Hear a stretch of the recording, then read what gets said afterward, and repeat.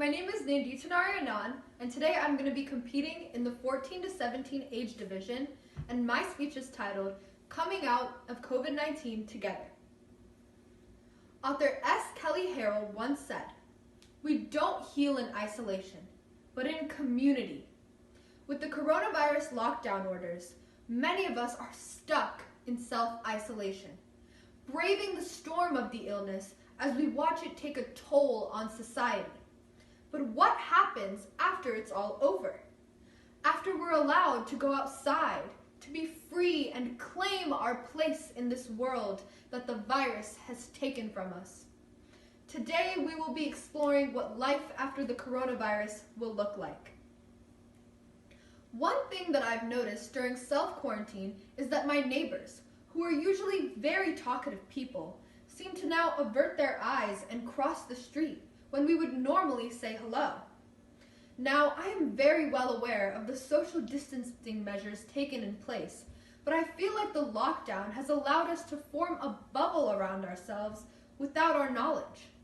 Social distancing has given us the excuse to not communicate with people anymore, which leads to a lot of us feeling lonely and isolated.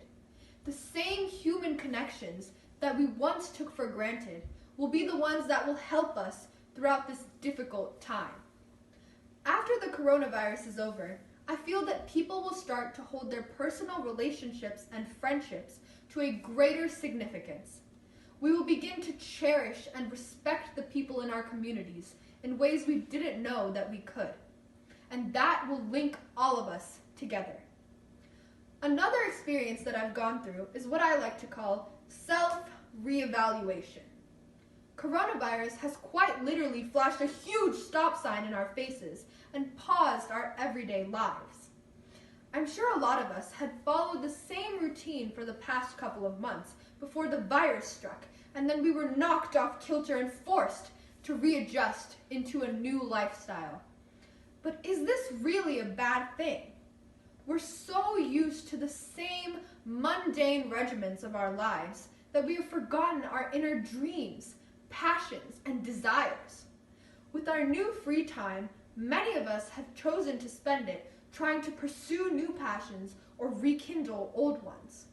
The same tasks that we have put off and told ourselves that we would get to later are now the ones that we're exploring.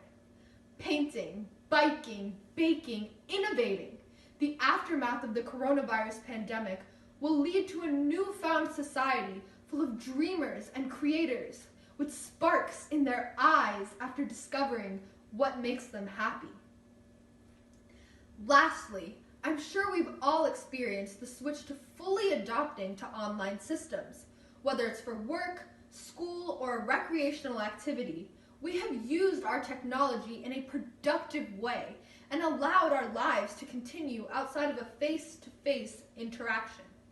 However, while this is a wonderful innovation, many of us teenagers have probably been told at least once in our lives to get off our phones and go outside. And we've also promptly ignored that statement.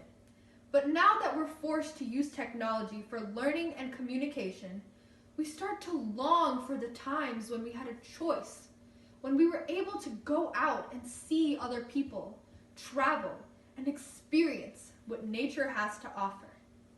In conclusion, we are all eagerly waiting for it to come out of COVID-19 together.